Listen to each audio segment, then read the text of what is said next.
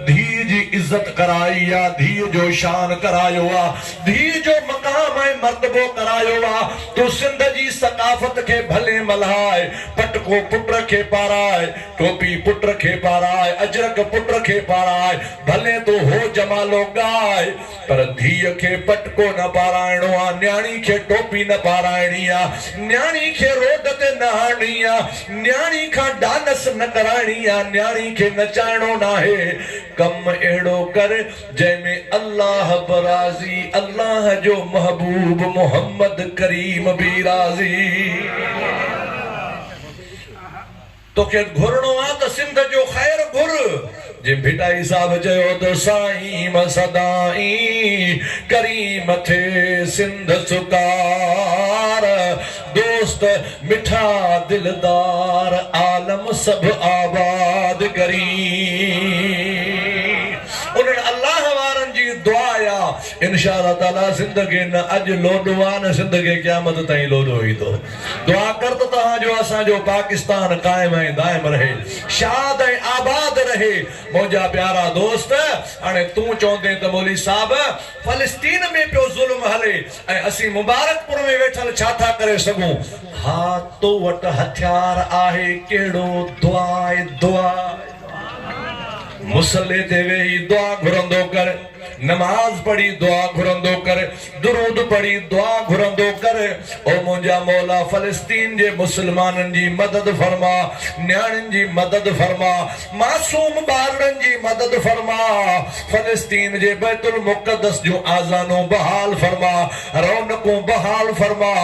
बैतुल मुक़द्दस उहो क़िबलो आ जंहिंजे सभिनि नबियनि मुंह करे नमाज पढ़ी आ। असांजे महबूब भी 17 महीना से मुझे महबूब करीम सल्लल्लाहु अलैहि वसल्लम उहा मस्जिद अज भी मदीने पाक में मौजूद है। उन मस्जिद जो नालो आ, ॿियूं मस्जिदूं आहिनि। अदा ही केड़ी मस्जिद आ? हजरत बिलाल वारी मस्जिद। अदा ही गमामा मस्जिद आ। अदा ही हजरत सलमान वारी मस्जिद आ। हे हजरत अबू बकर सिद्दीक वारी मस्जिद आ। अदा ही जुमा मस्जिद आ, कुबा मस्जिद आ। उन मस्जिद जो नालो आ मस्जिद ज़ू क़िबलतैन, बिन मेहराबन वारी मस्जिद। अवां किथे ॾिठी आ सिंध में बिन मेहराबन वारी मस्जिद? हेॾे बि मेहराब हुजे, हेॾे बि मेहराब हुजे। मदीने शरीफ में उहा मस्जिद आ जंहिंजो नालो आहे ज़ू क़िबलतैन, बिन बिन क़िबलन वारी मस्जिद शरीफ। इहा छो थी? मुंहिंजो महबूब इन मस्जिद में नमाज पियो पढ़ाए। चो सुभान अल्लाह। नमाज पढ़ंदे पढ़ंदे मुंहिंजे महबूब करीम मथे निहारियो, हेक कर निहारियो, ॿिए भेरे निहारियो। हबीब करीम जी ज़ात बाबरकात आसमान दे निहारियो। अल्लाह जी ज़ात बाबरकात हलंदी नमाज में जिब्रील खे मोकिलियो आ। जिब्रील वञ मुंहिंजे महबूब करीम खे चओ जंहिं इरादे सां तो निहारियो आ असांखे उहा ख़बर आ। अल्लाह त अल्लाह है। अल्लाह जे मानन में एड़ा माण्हू आहिनि जेके निहारण मां समझी वेंदा आहिनि। इन अमरा जेको माने निहारियो आहे, छा ले निहारियो आहे? कावड़ में निहारियो आहे, गम में निहारियो आहे, खुशी में निहारियो आहे। इन शइ मां माण्हू समझी वेंदो आहे। अॼु फलाणो कावड़ियल आहे, तोखे चए त कुझु कोन, चए मां निहारण मां समझी वियुसि। फलाणो राज़ी आहे, बाबा तोखे चए कुझु कोन, चइसे मां निहारण में समझी वियुसि तो राज़ी आहे। मुंहिंजे महबूब मथे निहारियो। अल्लाह ताला फरमायो हबीब तुंहिंजे निहारण खे असां ॾिठो बि समझो पिया। तुंहिंजे दिल में इरादो हुआ, केड़ो इरादो हुआ? मक्के पाक वारो काबो क़िबलो थे। इब्राहिम अलैहिस्सलाम जेको काबो ठाहियो हुआ ओॾे मुंह करे नमाज पढ़ूं। मुझे महबूब अर्ज़ कयो हाओ इहो इरादो हुआ। मुंहिंजा हबीब तुझे इरादे खे असां क़बूल कयो आ। अन करीब तोखे उहो काबो ॾींदासीं। मुंहिंजे महबूब अञा बि मथे निहारियो। अन करीब न हाणे मिले हाणे सलाम वराइण खां अॻे अॻे मिले 10 माण्हू पहिरीं सफ़ में बीठा हुया, ॿिया माण्हू पोईं सफ़ में बीठा हा। हलंदी नमाज़ में रब जिब्रील खां पुछो, जिब्रील हबीब छा थो चवे? चए हबीब चवे थो हाणे हाणे उहो क़िबलो मिले।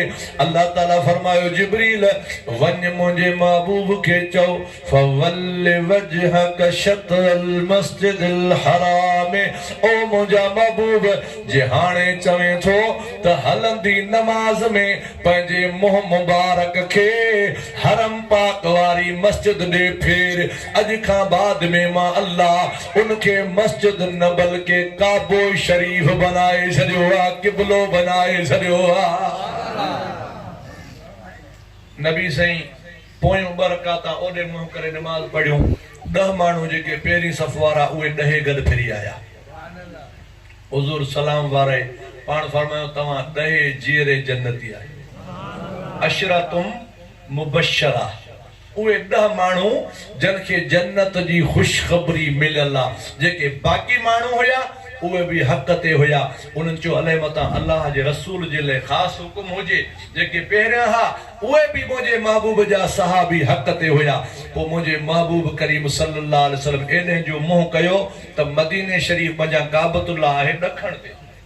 हाणे उहो मेहराब ठहियल आहे, मथे तव्हां निहारींदव त हिकिड़ो मेहराब जो निशान ऐं उहो निशान ही बंदि थियल आहे त ही निशान बंदि आहे। हेॾो वारो निशान ओके आहे बैतुल मुक़द्दस ॾे। मुंहिंजे महबूब भी मुंहुं करे नमाज़ पढ़ी आहे। दुआ घुरो अल्लाह ताला जी ज़ात बाबरकात बैतुल मुक़द्दस जे सदके मुसलमाननि जूं मुसीबतां दूर करे, तकलीफ़ां दूर करे, कुफर खे खुदा बर्बाद ऐं तबाह करे। मुसलमाननि खे अल्लाह ताला जी ज़ात बाबरकात पंहिंजे हिफ्ज़ो अमान में रखे। हाणे अल्लाह ताला जल जलालहू अमन वालहू जी ज़ात बाबरकात फरमायो मोमिनन ते मुंहिंजो एहसान आहे जो मोमिनन खे मां वॾे शान वारो रसूल ॾिनो आहे। अवां जी ख़िदमत में हाज़िर आहे मदाही प्रोडक्शन जी फ़ख़्रिया पेशकश। उन सां गॾु आऊं आहियां तव्हांजो पंहिंजो कबूतर फ़क़ीर महर मदाही। आईंदा इस्लामी मवाद ॾिसण लाइ नातूं, मनक़बतूं, मौलूद, हमदो बारी ताला ऐं इस्लामी तक़रीरूं वग़ैरह लाइ यूट्यूब ऐं फेसबुक पेज ते मुंहिंजे चैनल खे सब्सक्राइब ऐं फॉलो करणु हरगिज़ न विसारींदा। चैनल जो नालो आहे कबूतर फ़क़ीर। तव्हांजो तमामु घणो शुक्रगुज़ार रहंदुसि। यादि रहे त हमेशह असांजे चैनल ते तव्हांखे न्यू मुनफ़रद अंदाज़ में इस्लामी वीडियोज़ अक्सर मिलंदा रहंदा ऐं तव्हांजे शेयर करण सां असांजी वीडियोज़ जी हौसला अफ़ज़ाई थिए थी ऐं उहो नाज़रीन ताईं वधि में वधि पहुची सघे थो, जंहिंमें अव्हांखे सवाब दारीन हासिल करण जो ख़ुदा ताला मौक़ो अता कंदो आहे। अस्सलामु अलैकुम।